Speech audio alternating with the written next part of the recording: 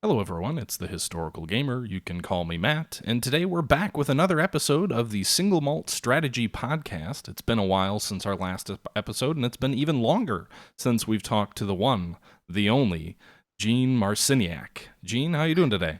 Not bad, man. How you doing? I'm doing great. I'm glad to have you back. Awesome. Yeah, it's been a little bit of a hiatus, but we're back. All right. Well, what have you been doing in your hiatus? I'll forget about. I was playing a lot of games. I was one of the games I wanted to talk to you about was because I think it's been been 2 months since it's released. Is Afghanistan 11? I wanted to. So I was kind of when the game was coming out, I was kind of a little skeptic on how this game was going to perform because I didn't think you can project a really great tactical game of Afghanistan of modern day war. And I'll be honest. I mean, I flooded literally weeks and weeks, and this is also during finals week. I'm also in college too, so this is during finals week. On top of everything else I got going on, work and fire department, all that other stuff of just nonstop gameplay. I gotta commend Slytherin on making an incredible game because this incredible simulation took literally weeks of my life, and it was one of the best modern day tactical games I ever played in my life. What did you like about it so much? I played it for a little bit, but I can't say it kind of grabbed me in the same way that you seem to have enjoyed. Yeah, I don't. When I started playing it, I was kind of like, all right, let me give it a shot. The couple of things that I really loved about it um, was the fact that I felt like I was actually a division or corps commander in Afghanistan. I was given a province. I'm like, all right, listen, you gotta maintain security, keep everything going straight here. We don't want to have any casualties. We don't want any craziness. These are your resources. Have at it. I felt kind of like felt a little like that movie War Machine that just came out on Netflix. I was watching a movie today and I was like, this kind of feels like Afghanistan. You kind of give them the resource and like go at it. And it was a good movie, just to give you guys a heads up if you're interested in watching it. But a couple other things is, I started playing the game. I got a couple of Blackhawks, the resources they gave me, like a Chinook, made a couple of infantry companies. And so it was kind of cool. I was like, all right, so let me head over to some of these villages and do like that. What do you call it? Winning hearts and minds. So I tried to do that. And I'm, flying these Blackhawks, dropping some troops down there, trying to help out, removing those drugs fields that they have, and everything is going good. And all of a sudden, I have a convoy heading over to a village. All of a sudden, my Humvee explodes, and I'm taking fire from the hill. I'm like, oh crap! So I send out like one or two Apaches over, and they just disappear into the freaking terrain. And I'm like, what the heck is going on? So, I had to start using more intelligence. I started having Blackhawks coming down. And within I would say 30 minutes, I'm like, my face is right against the screen trying to figure out what the heck's going on. And game got me so immersed into what I feel would be what an actual commander would feel on the ground, and that's what I really love about that game because I felt like I was actually a U.S. infantry commander having to deal with downed Blackhawks, infantry troops taking fire from guerrillas and Taliban in the hills, and having to deal with all that with limited resources. When you say having to deal with it as like a commander on the ground, though, do you mean more like in the role of, I don't know, like a colonel or something commanding a brigade, because or maybe a battalion? Because it's not like, I mean, there's no tactics, right? That's kind of one of the things that um, I think limits the game a bit, in the same way that Vietnam 65 was limited, which was a very good game as well. But it's fundamentally an operational game, right? You're not telling units to go here or go there in terms of a flank the enemy. You're telling units to set up in a blocking position, but you're not telling units to turn the enemy flank or anything like that. I guess is kind of what I mean. So there's no No, no, not at battlefield all. tactics. It's all Yeah, operational. yeah, you're like the brigade commander, like you were saying, a battalion commander. Your ass is on the base. You ain't moving. You can, you're deploying assets. You're the guy on the mic saying, "All right, I need some guys to go over here and take care of this." And and so you don't have the tactical assets where you're, So like you were you're a saying, ream a what? rear echelon motherfucker. What do you mean, like in terms of like a flanking? No, no, I just mean the guy back on the base telling everybody what to do, but not Oh, actually, yeah. their ass on the line. Yeah. So, I mean, honestly, it doesn't have that component where, like you're moving troops and flanking and putting down, suppressing fire, like a company commander and such. But, you know, I, I like it because I would say this would have to be the best operational level game. It's not going to be, you know, I can't think of any great. I'm trying to think of now, like, I'm trying to compare every other modern operational game. And I would say this is probably one of the things that I've noticed in this game was the learning curve, because there was other operational games that had a higher learning curve that I remember. This one was very quick. I think I picked up Afghanistan, and within probably like 5 to 10 minutes, I was ready. Like, all right, I know how to do this. Let's go. And I was kind of surprised by that because I thought it was going to be a little bit of more of a learning curve with this game. Yeah, I mean, I enjoyed Afghanistan 11. Don't get me wrong, and I'd like to go back to it and spend a little more time playing it. I think Kushin from Kushin's gaming gives me a hard time because I say that War in the Pacific is a great logistical game. I think if you're looking for something that's a little bit more approachable and speaks to kind of a more modern era of combat, I think fundamentally Afghanistan 11 is a logistical game in that you've got to figure out how you can get the most troops out to visit the most towns and villages and whatever. And you need to figure out how you can get out along those roads and dismantle those IEDs because that's really important in terms of your ability to win the hearts and minds. And fundamentally, this game comes down to winning the hearts and minds of the local population. So Vietnam 65 came out, was it a year and a half, 2 years ago? And that was a game about, again, winning the hearts and minds of the Vietnamese population to try and win the Vietnam War, or at least, win the war in a specific theater. Afghanistan 11 has come along and introduces a bit more in terms of complexity and a bit more in terms of things you can do. There's supply convoys to bases. There's, now a political factor where the Afghanistan people can have different presidents that are in charge that have Oh, there's no different. political factor in Vietnam. Not that I was aware of. You didn't have like I could be wrong, but I don't remember there being a president or anything like that of Vietnam.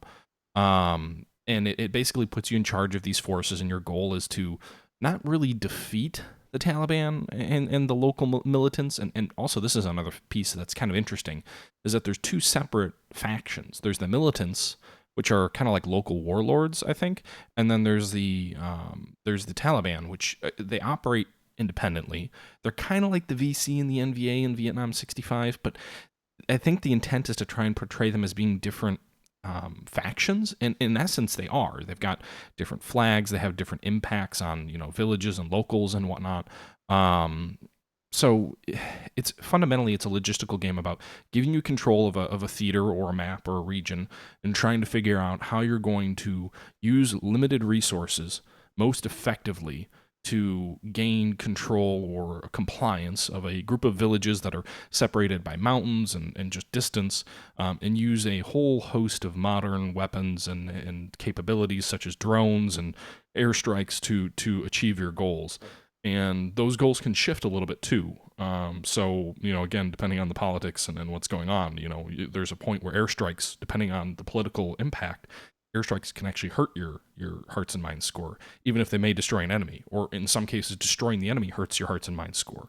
Clearing IEDs helps your hearts and minds score. So it's an interesting game of back and forth of trying to manage various variables. And to me, it seems like a logistical game. But yeah, I guess I haven't put as much time into it as I would like. I streamed quite a bit of it when it first came out and a little bit before it came out, but I haven't really had the time to dive into it as much as I would have liked. We recently moved, bought a place, and the last month has been crazy for myself as well.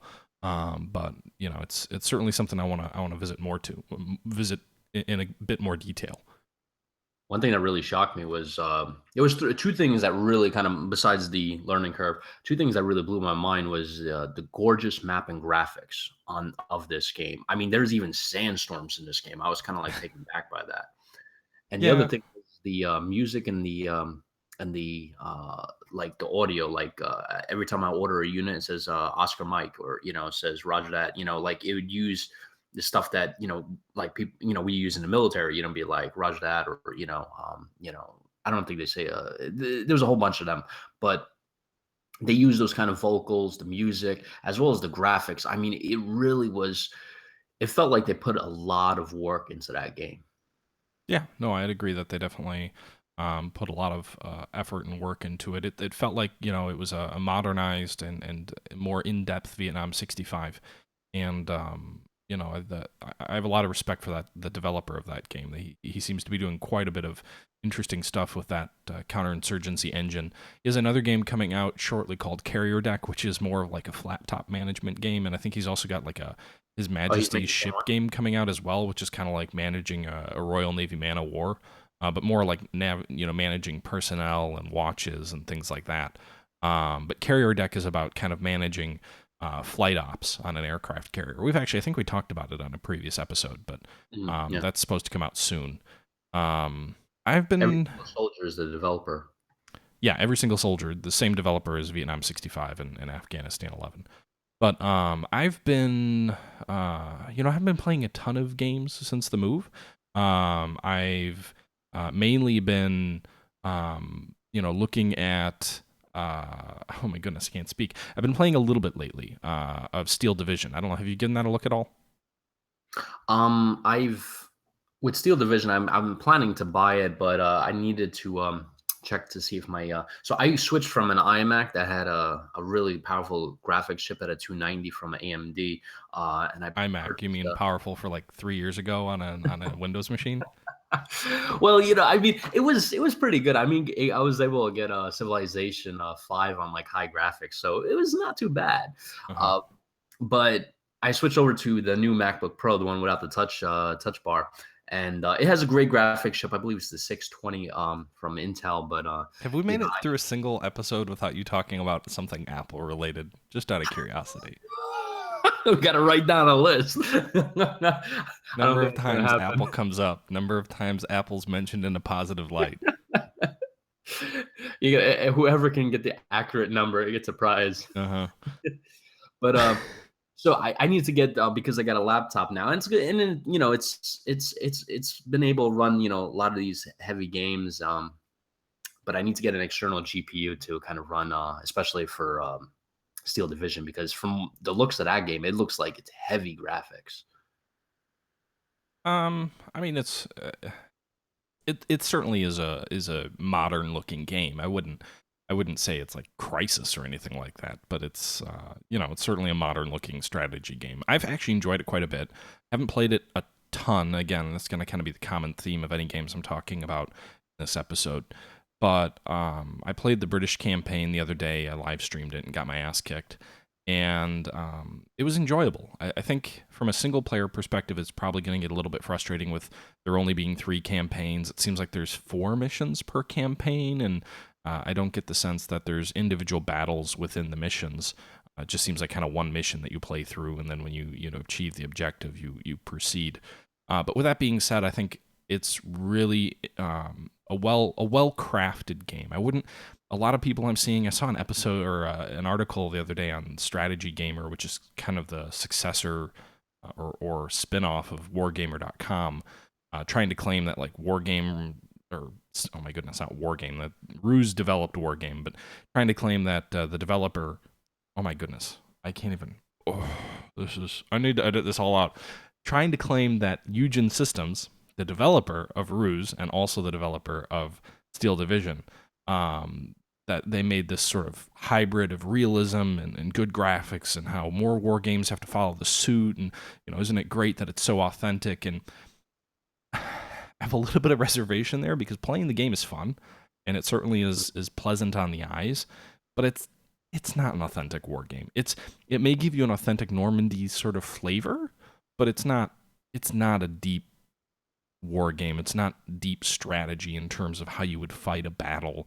It's a real-time strategy game that's about maximizing what units you put on the map, using limited points, and using an effective strategy of combining points, time, and unit creation, if you will, in terms of the units that you select to put on the map to achieve the best possible outcome. To me, it is not at all an authentic war game. It's not a new combat mission. It's not a Graviteam Tactics. It's not any of the other real-time strategy war games in that sense. That doesn't mean it's a bad game. It's a good game. I enjoy it. It's a lot of fun, but I'm a little bit annoyed with all the marketing around like, "Oh my goodness, this game is so realistic." And I'm sorry. It's you got a lot of units, great. They're units that actually existed, great. You've got a relatively Normandy look and feely kind of game, but would I come to this game if I was looking for a real simulation of combat in Normandy? Probably not. But that doesn't mean it's a bad game in Like any battle. way. What? So you would stick with like Battlefront kind of things, like the what is it, Battlefront? combat mission kind of. Yeah, Yeah, battle. yeah, the Those developers. develop. I thought you were talking about like the Battlefield games, and my head almost exploded. No, I mean, yeah, I would certainly the most recent iteration of Normandy for the combat mission games is certainly a better, more authentic experience, I would say, or just World War II in general. I would say probably the Graviteam games, although I'm not a huge fan of them. I do recognize that, in my view anyway, they're more authentic in terms of the way that they simulate the combat. I certainly agree that more games need to try and stop, shouldering on the excuse of, oh, well, it's a war game and it's really authentic, and therefore we can't have the game look good. And I I'm tired of playing games that look like they're in 1990. Sure, although there is a certain appeal to them. It's certainly time for developers to move, into the new era, but I wouldn't say Wargame Red Dragon does that from a authenticity or war game perspective. All right, interesting. Did you feel like it takes a lot of juice from your rig? Not particularly. I don't have a crazy powerful machine. I've got a NVIDIA 760, and then I've got a better processor. I've got an i7 790K, I think it is. So high end processor of a couple of years ago, and kind of a mid range GPU of a couple of years ago, and the gameplay's fine. And did you have like everything on like high and ultra graphics? Not ultra. It got a little bit laggy when I played on ultra, but I think it's on high. But that was also, keep in mind, I was trying to stream and capture and all that, so there's a lot of other work that's going on the CPU and GPU under the hood. So you like in terms of the graphics, if you had to kind of like compare it to combat mission, do you feel like it's a couple of steps above in terms of graphics?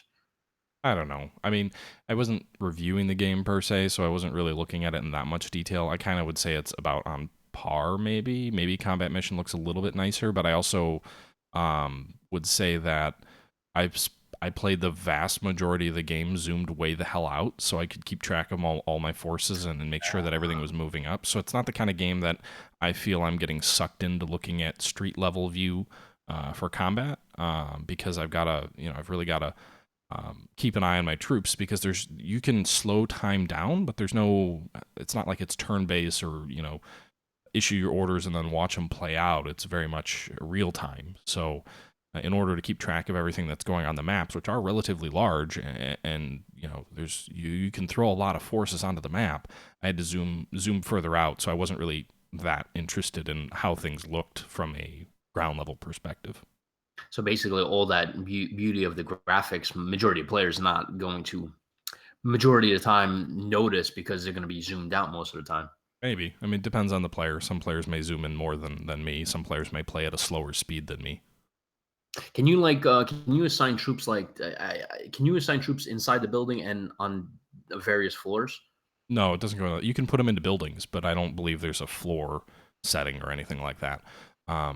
It's not quite down to the minute details of a strategy game, but I will say I do enjoy it, and the con scenario or campaign is very challenging, and it kind of inspired me to go back. I've got a book called Con Anvil of Victory, which is I've seen Rob Zacny and Bruce Garrick and Troy Goodfellow, from Three Moves Ahead, have all said really good things about this book, and the game inspired me to go back, take a look at the book that I haven't read yet, and I've been kind of binge reading the book since. So it certainly has inspired an interest in kind of me to return to some World War II history. It's a very good game. It's just I wouldn't call it a military sim. And I don't think it's trying to be. Interesting. I think some of the marketing is just a little bit deceptive in that they're trying to claim it's the super realistic, authentic experience that it's not. So you wouldn't recommend me spending about $600-700 on an external GPU just for this game? I mean, to everybody, money is valued differently, but I probably wouldn't spend that for any game. Well, there's certain games that I have in mind that actually, well, I was planning to get it for this game, but I'm trying to see what other games that are coming out in the coming months, but nothing that I can think of that's going to be as graphically intensive as this game would have been. The only thing that didn't Paradox recently announce? I thought they announced no. Slytherin just announced something that kind of leans me toward purchasing that external GPU very shortly, which is the I don't know if you got. I think it was just a couple of days ago they announced it was the Battlestar Galactica. Yeah, I saw that. I was actually pretty interested in that. I did a short Yeah, I video was kind of talking about the surprised tutorial, actually. that came out like left field. I mean, like I didn't. I was in Brooklyn. I was hanging out with my friends, and I was in a bar, and we were just like having a drink. And I was going through like my Twitter feed, and all of a sudden I see like Battlestar, something with Battlestar. I'm like Battlestar, and it had from one of the Slytherin developers. I click on it, and I was just like, I had to kind of like stay for a second. I was like, wait, how many beers did I have? I have to make sure I'm saying this right because Slytherin is not known for getting like major IPs to do strategy games for. Yeah, I mean it's certainly they haven't done a lot of space stuff either, but I think I mean my guess is it's a somewhat modified built on the bones. I won't say it's reskinned, but it's probably built on the bones of Starhammer Vanguard Prophecies, which is made by the same developers and Oh, came really? out back in 2015, I believe it was. That game was really well received. It actually came out on Xbox One, PS4, and PC, and might have been on iPad as well. But it was a really well regarded space simulation game that was more about tactical space combat, is my understanding. I didn't play it a lot, but that's kind of everything I've read about it. It says it was more about a sort of a tactical space combat game in a Wii Go model. So I'd be Okay. interested to see if Battlestar follows that, and maybe it's more of a branching campaign with individual battles that you play through rather than grand strategy. They seem to be claiming there's going to be politics involved and a whole bunch of other things, but I do believe it's going to be principally a tactical combat game, which could be really cool. Um, I don't know how powerful your computer's graphics card is. I doubt it'll be incredibly high res 3D. It's not going to be an FPS level headache to your computer, but depending on what you can handle or not, you may need to buy one. Yeah, they say it's going to be it's WeGo 3D battles, 4K supported environments. Holy crap! I'm That gonna doesn't mean definitely need anything. that. 4K Yeah, but supported if environments. That means if you have a 4K screen, it could play on it. That doesn't mean it will play in 4K. uh you can launch Viper squadrons, Raptor scouts, and jump the Galactica to dominate the battlefield. So it looks like from the stuff that I read about it in the last couple of days, you can develop like destroyers, cruisers, even battle stars, and recruit officers, build ships, fleets. Yeah, and I mentioned it sounded like you could design your own ships, which would be kind of cool. But I'm curious if that's like an inner battle experience, right? Something like Panzer Corps, where you build your forces, you build up your core units, and you carry them battle to battle. As opposed to, I don't think there's going to be strategy. I don't think it's going to be a Space 4X. I think it's going to be a tactical battle simulator with a in between phase where you do things that influence your upcoming battle. Similar to That's my like gut. I could be wrong. Ultimate General. You think similar to that? Maybe. I'm not sure. Again, we know very little about this game, so I'm really speculating at this point. I like the part where they say from the bridge of the I'm not going to spell that they don't whatever shipyard. You will command the colonial fleet, build up your forces, jump them across the solar system, keep the colony safe, lest the alliance break. Introduce a new age of Cylon dominance. So and then also there's gonna be a multiplayer aspect where you can do one fleet battles here. Um, Yeah, I was a big fan of the new series of Battlestar Galactica. I oh was yeah. really into the first three seasons. I thought the ending was kind of terrible, but I mean, I was probably one of the few people who watched the spin-off that they tried to do of Caprica, and I actually enjoyed that, even though it died after like 10 episodes or something. But I'm interested to see where this is going. That's obviously an official partnership with Universal. They've got Universal trademark stuff all over it, so it'll be interesting to see how this does. I hope it does well. We didn't mention it, but it's taking place in the first Cylon Wars. So the trailer says it takes place 4 years after the original Cylon Rebellion. And apparently the war is not going well, and there's political disunion in the colonies and that kind of thing. So I'm really excited to see what it's going to be about. Again, I know this doesn't play as much weight if it's not a Star Wars game, but I would assume it's gonna be official canon for the Oh, I hope Battlestar it is. Galactica universe, given the partnership with Universal. So it'll be interesting to see where this all comes from. I think this is gonna tie in. I heard like rumors that they're making a new series or a new movie with Battlestar Galactica. There were a lot of rumors going around that. I wonder if they're gonna tie this in. They might use it as a marketing vehicle, but I can't imagine them to do much more beyond that. Like Matrix isn't exactly the kind of studio that I would expect Universal to tie up with for, a huge news series or anything like that. So on the main website here, it says the fate of mankind is now resting on the shoulders of Rear Admiral Lucinda Kane, and so correct me if I'm not wrong. Is that the woman that was in the that was commanding the other Battlestar that showed up halfway through the series, and she went up against uh, the Galactica? Um, the name sounds familiar, but let's see here. Her character was Helena Kane. Um, Oh, so this is probably like her mom or something. I don't know. Doesn't say.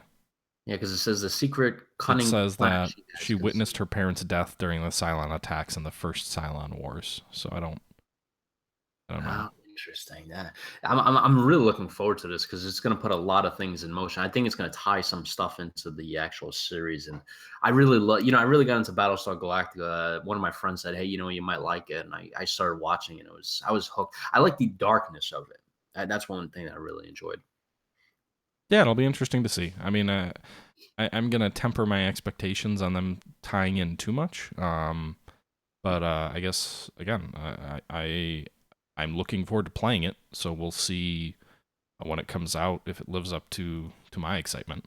So one thing I've noticed on the website here, it says it's available for PC, PlayStation 4, and Xbox One. Now I've noticed that this is happening a lot. Slytherin's pushing this out because another game they just recently announced is Battle of the Bulge is coming to Xbox One, and you mentioned that's ready or it's coming to PS4 too.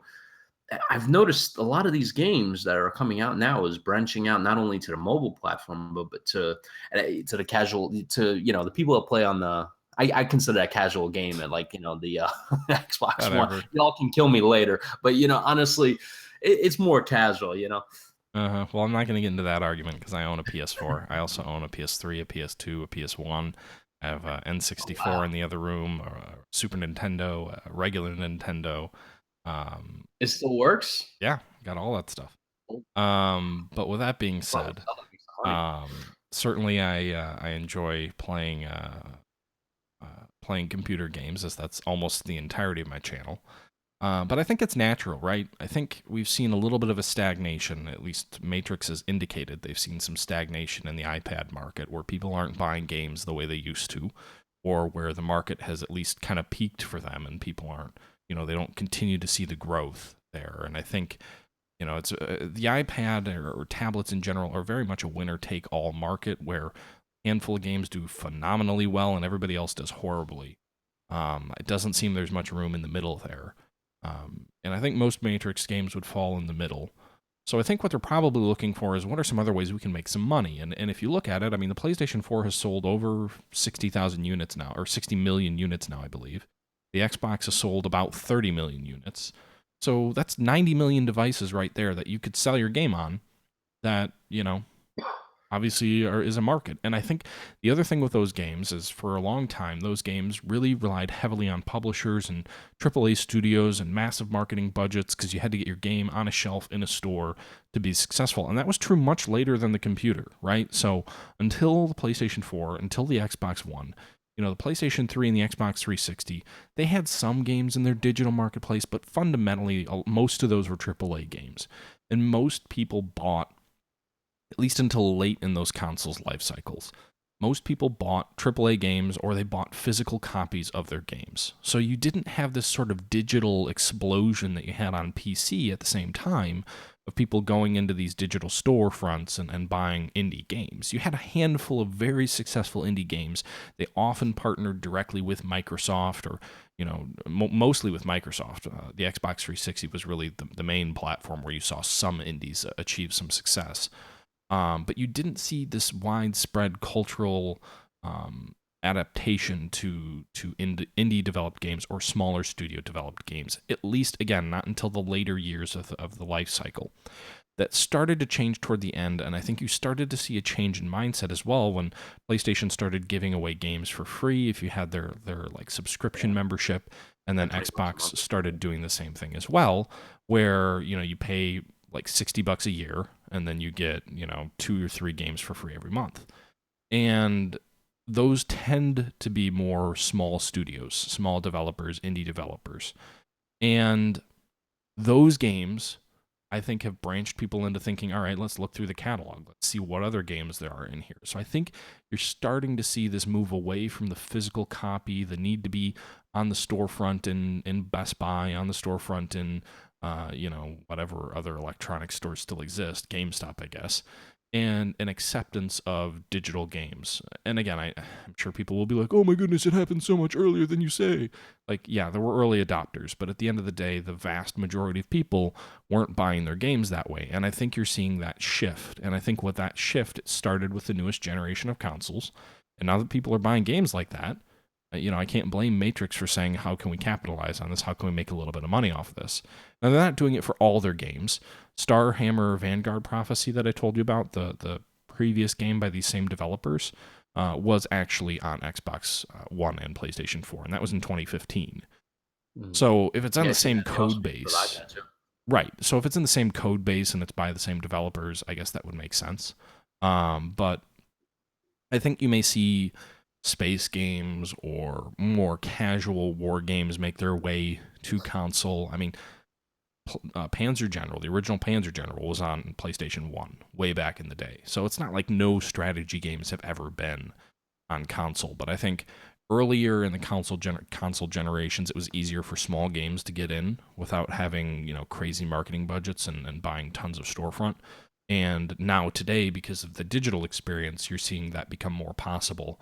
I think there was a middle ground there in the PlayStation 2, PlayStation, and most of PlayStation 3 or Xbox One, Xbox 360, where that was much more difficult for a small studio to get their games on a console because you had to pay a licensing fee up front to the console owner. You had to pay Sony a whole bunch of money, and you had to pay a substantial percentage of every sale to that company. So it was much less economical for small studios to do it, even to get the development kits to develop on the console. But I think that's changing now, and I think this is a result. Yeah, one thing I noticed is, so they must be making some success pushing this out to the consoles like Xbox and PS4. The mobile market is not jumping in that aspect because, I've noticed that people are buying, well, obviously they're making some profit on Xbox One and PlayStation, right? But why isn't like the Android marketplace, the App Store marketplace, having such success? Is it because I think they're having success. It's a winner take all market. I think that's what you see in all digital media is there's this flourishing of a lot of people early on where, before the market becomes super saturated, you've got a lot of good stories where people made a living. And then as the market becomes more and more saturated, you turn it into a hit platform where 3 or 4 games at a time are making ungodly amounts of money. Like Clash of Clans at one point on mobile was making $1 million a day. So you see these handful of studios doing really, really well, and everybody else gets lost. It's the same thing you see in e-commerce, for what it's worth. Amazon just making boatloads of cash. Everybody else, a pittance But when if they you compare. restructure the marketplace, like instead of like you think feel like if somebody goes to the App Store and say, "Hey, by the way, you play Clash of Clans? Here's another great game called Starhammer from Slytherin or from whatever the developer is." They do that to a And certain extent, but you've got to find that first game in the first place in order to get that recommendation, right? Otherwise, if you just buy what everybody else is buying and what everybody else is telling you to do, then your portfolio, then their profile is going to say buy what everybody else is buying. the only thing about with the console is like people do buy games on Xbox and PlayStation. I notice like my friends, they'll go on there and they'll buy like 5, 6 games. They'll drop like 50, $60 without a doubt. Like they just knock it out. But I noticed on the mobile platform, like, I'll tell one of my buddies who's like, "Hey, by the way, Rome Total War just came out on the iPad," and they're like, "Oh, okay." I was like, "How much is it?" It's like 10. I was like, I don't know. Now these are some of the people that are like, "Hey, I'll drop $20 on a Xbox game," but they're like, they have that hesitation for, you know, Well, there's a few things. I mean, first of all, just an iPad. I think we've talked about this ad nauseum in previous episodes, but people have They a would, reluctance to spend money on phones because everything is free. So when everything becomes free, then anything that costs even a marginal amount of money is suddenly too expensive. And I think you're starting to see that happen on Steam as well, where games come out release day at like $29, $39. Very reasonable price for a game that just came out. I was in the Steel Division chat and I was looking at 10 people complaining about how expensive this game was, even though it's how like much is the division, by the way? I think it's $39.99. I That's a could be really wrong. great price. Which is it's $10 to $20 cheaper than a AAA game, and people are complaining about price on launch day, and it's like, listen, I get everybody has a different budget. I'm not trying to tell you to spend money you don't have. I'm not trying to tell you you should have more money to spend. That's not my point. My point is everybody has a different price point. Everybody has a different ability to spend or a different willingness to spend. And if you if you don't want to spend that, fine, but don't begrudge a developer for wanting to get paid. Like, they put all this time and effort into making a game. They deserve to get paid. And I don't see a problem with a developer charging whatever they want to charge. And if you don't like it, fine, don't buy it. But don't act outraged that the game is the price that it is. I mean, you're not entitled to a borderline free game. And you see all these people that are like, oh, it should be $5. Oh, this game isn't worth more than $4. Like, fine, maybe to you, but again, like this Come on, what constant price do they want? downward pressure. They want it for free. This constant downward pressure on game prices is what you've already seen happen in the App Store for phones. And when you get to that place where everything is free, then yeah, it becomes really hard for studios to succeed. And the few that seem to succeed follow sort of a microtransaction game where, you get people in the door free, and then you kind of hook them with these, minor transactions where they don't really think like they're spending money in the same way that they would if there was a sticker price up front. I do also think it's interesting. We'll see how these games play on PlayStation or Xbox or whatnot, because I think Panzer General worked really well on PlayStation 1 way back in the day, but I do think a lot of strategy games are really hard to play on a console interface with like a joystick and controller versus, a typical setup with like a keyboard and mouse. Yeah, I wonder how they're gonna get Battle of the Bulge to work on. I mean, I could imagine that. I mean, they have the keys on the PlayStation 4. I used to have that, and you're moving that around. I'm assuming that's probably the way they're gonna do it, but it's not gonna be as easy as using it on an iPad where you just tap and click and here. You're actually like gonna have a movement like a virtual mouse with like some kind of joystick kind of thing. Yeah, the joystick will help. They've got a joystick on the controller, but I just don't. I'm not convinced it will work well, but I guess we'll see.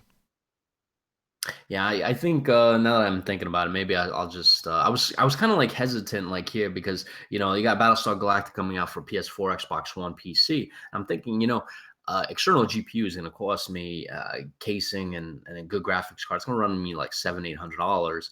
I can get a PS4 probably right now for like 250, and I'm thinking, I'm like, maybe I can kind of swing it, but now I'm bringing up the controller kind of thing. It'll probably make it much more difficult to play. I mean, I think they sell like a keyboard extension or something like that.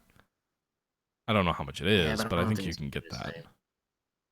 But they're also expanding it. 250 for Xbox. I mean, there's also other capabilities of those things, right? They have like a they're almost like a Apple TV kind of mixed with the gaming system kind of thing. Yeah, So basically. I don't know. I'll have to look into it. I might have to. And you have the 760. Oh, what kind of graphics card do you have? Mine just a 760. It's nothing special. Okay. My CPU is a Might bit better. It's a 4790K, but my GPU isn't anything special. hmm. Yeah, I'm gonna have to look into that because I definitely for Battlestar Galactica, I want everything on like ultra. I just want to kick it up just because, honestly, when the whole show went out, and they finished it off, then they were. I'm not gonna spoil it for y'all, but um, the last episode kind of ended everything for everything. So there was not gonna be like another season. There's no possibility for that. But I didn't never thought I was going to hear back again from this show, and I figured all the games are going to die off, and I think they even canceled out that MMO. Right, there was a Battlestar Galactica MMO at one point. I don't know. I never really saw. I think I might have seen ads for that on Facebook or something, but I'm not sure. Yeah, I tried to give it a shot, and it was just I honestly what I wanted to do is I wanted to like command a fleet, like a strategy game mixed with Battlestar Galactica, but Yeah, I think the yeah, I first don't think I was Cylon gonna. War is ripe for possibilities of any kind of strategy game. Giving you the massive fleets fighting massive fleets, and no. I guess the only limitation is like, well, we know what happens. So, like, there's that of like, great, you win, but do you really? I was looking over the game that you told me about, Starhammer, and it's available on the iPad, which is like I'm looking over the screenshots. This game looks like it's very. The word I'm looking for is heavy graphically intensive. I'm surprised they put this on a mobile platform. Yeah, I mean, maybe they downgraded I it. mean, I it don't looks. know. I know you were complaining at some developer the other day because they weren't making mobile games. Well, I honestly see the thing is a couple of days ago, one of the games I've been playing crazy amounts of time recently was I picked up was Prisoner Architect. I Yep. don't know if you got a chance to play that on. It was Well, been available Paradox for. just announced they're developing that or publishing that on mobile, right? Yeah, it came out on Thursday, and I wanted to give it a shot. I have it already for Steam, and I downloaded it. And the cool thing about this game is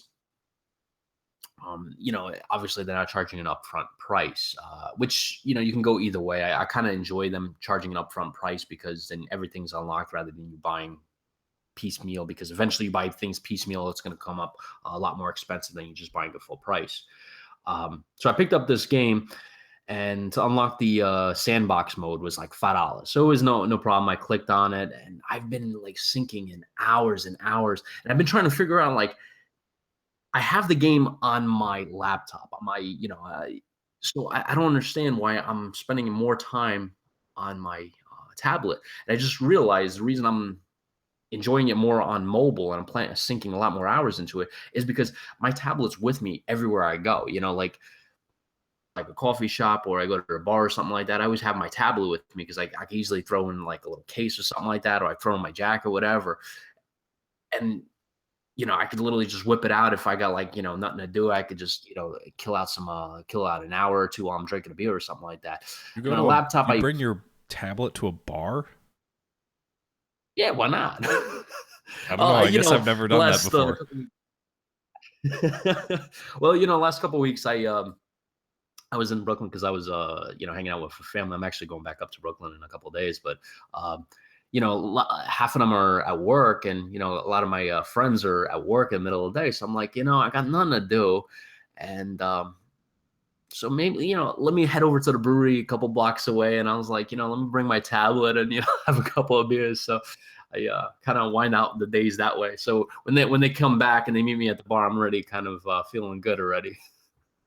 All right. But anyway, so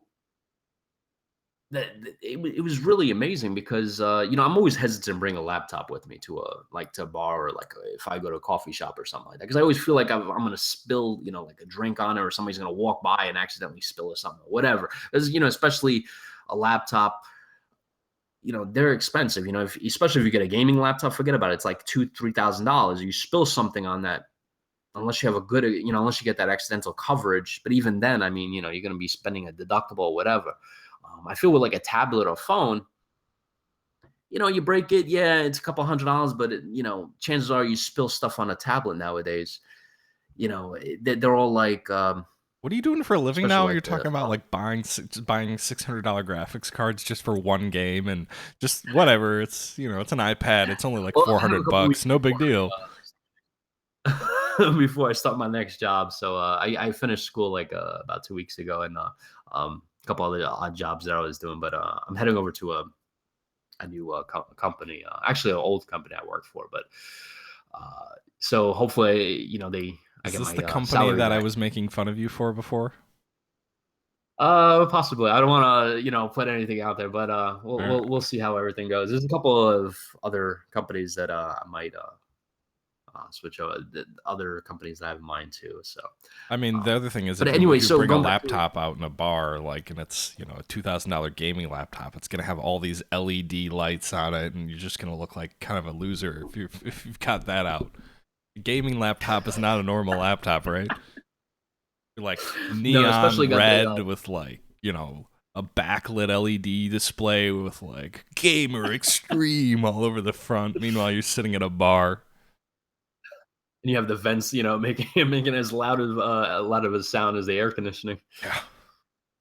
Yeah, the new Acer Predator just came out. It was just I It'll think it's suck like all what that smoke in as well. people are gonna give you like forget it. You're not gonna get any numbers.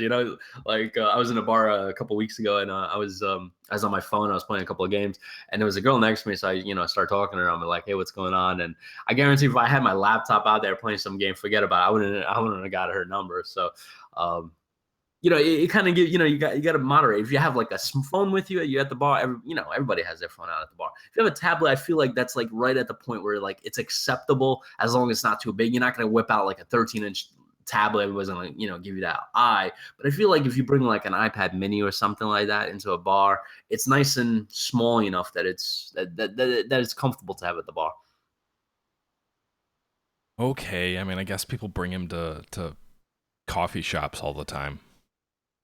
I was trying to figure out like what is the best portable gaming. Like that's what I want. I want a great portable gaming machine, and I was even going as far as like saying, all right, so let me look at like a portable. Do they have like a portable PlayStation 4 gaming rig that I can bring with me? And Austin Evans, I think on YouTube was looking at that, and thing was a monstrosity. So forget about it. So I was looking at a couple other ideas, and one thing that was kind of pulling me in one direction was the Surface, the Microsoft Surface, because it's like a tablet. It's small enough. It's almost like an iPad, but you can run. I mean, I can play pretty much all the Slytherin games on there. Yeah, I mean, you definitely can, but it doesn't have a super strong GPU or anything. You'd probably still need an external. You think so with those? I mean, I figure if I can get like a Surface Pro 4 or the current generation that just came out, I mean, I could play like the old. Obviously I'm not gonna play War in the Pacific Admirals Edition. There's no way that that'll be able to handle it. At least I don't think it will. But I could probably play like I think it might. maybe like Vietnam 65 or like I'm probably not. I'm thinking about it. I'm probably not gonna be able to play Civil War 2 on that because there's so much. You could There's so play. much You could probably stuff in play that game. most Slytherin games. I just was saying, like, probably wouldn't be able to play things like Steel Division or anything like that. It's got a pretty low spec GPU, but I'm sure you could play most of the Slytherin catalog. Not meant as a shot at them or anything, but they don't have the most cutting edge graphics in most of their games.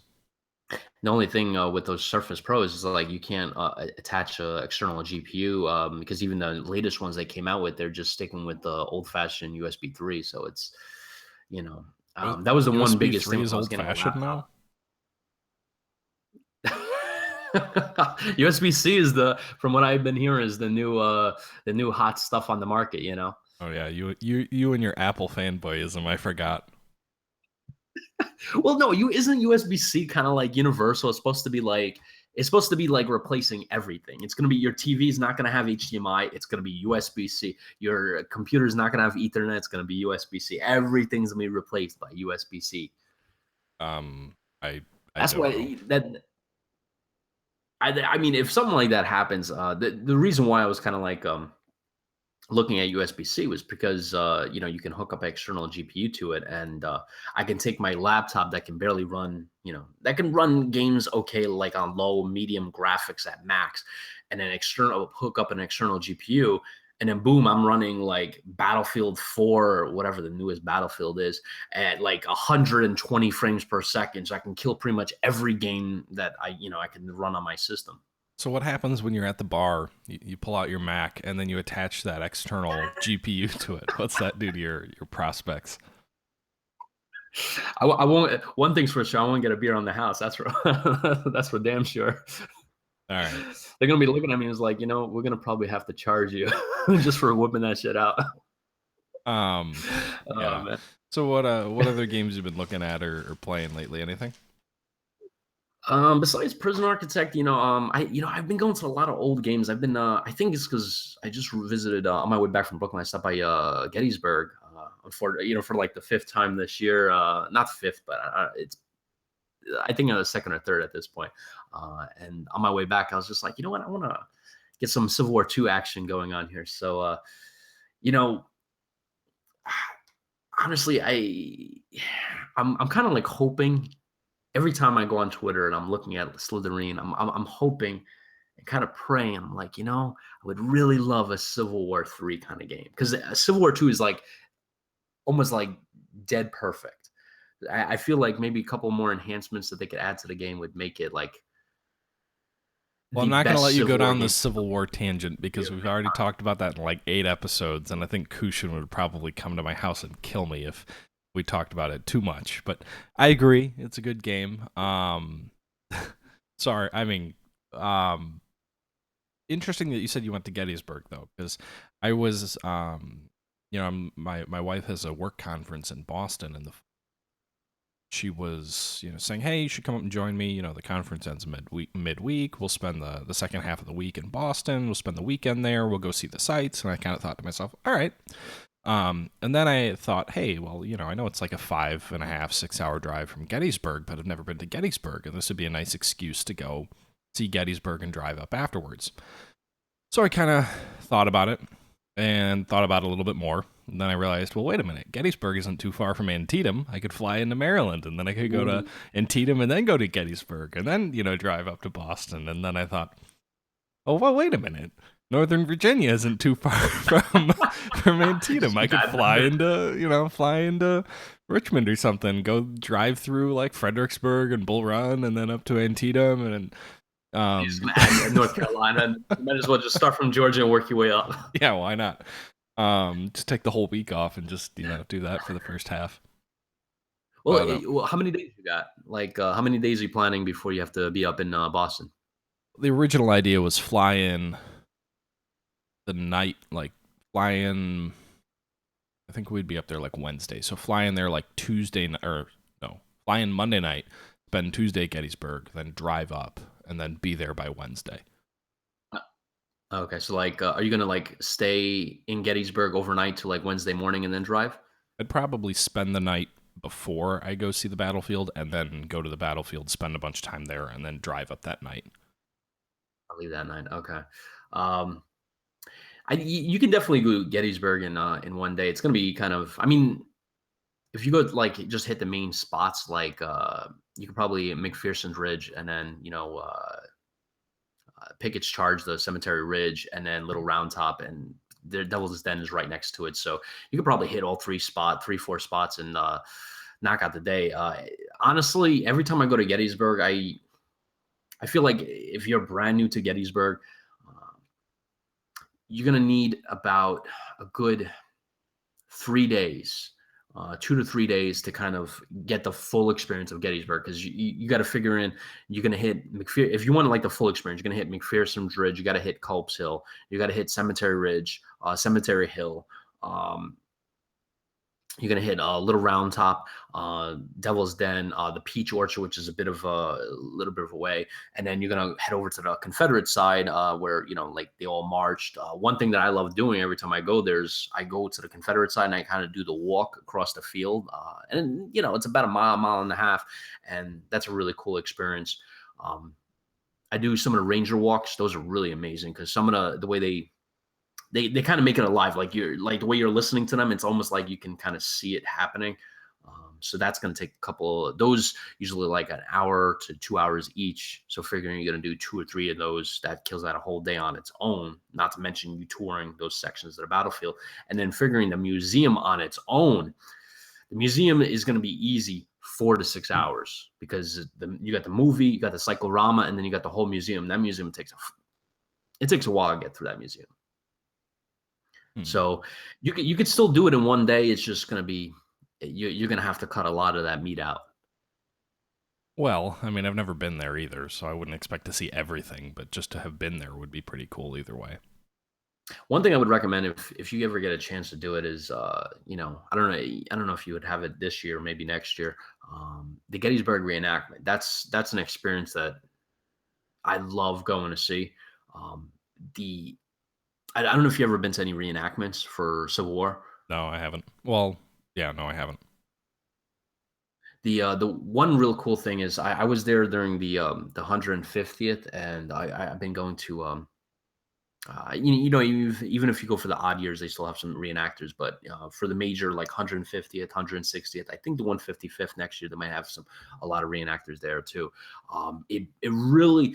So I've read a lot of Civil War books, and every time there are a couple things that I couldn't visualize. Like for example, when they were firing off a volley, right, and they said the air was thick with smoke that I couldn't see 1 foot in front of my face.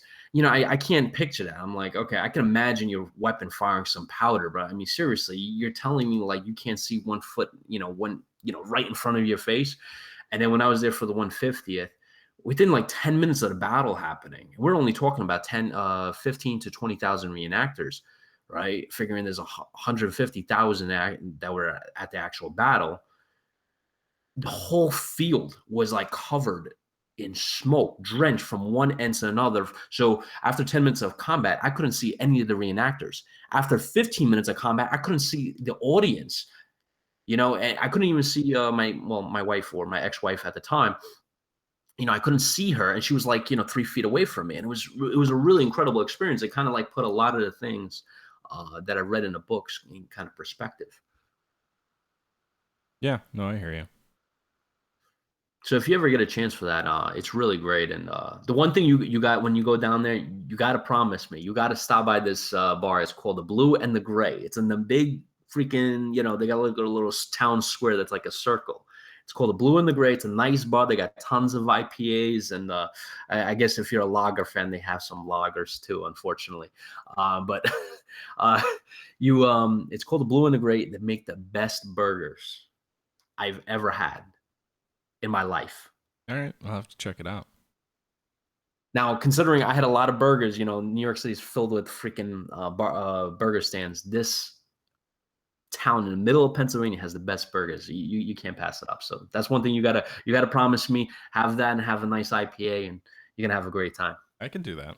But I know we're coming up on a little bit over an hour now, so it's been a while. It's been a wonderful reunion, if you will, on our podcast. But what have you been drinking lately?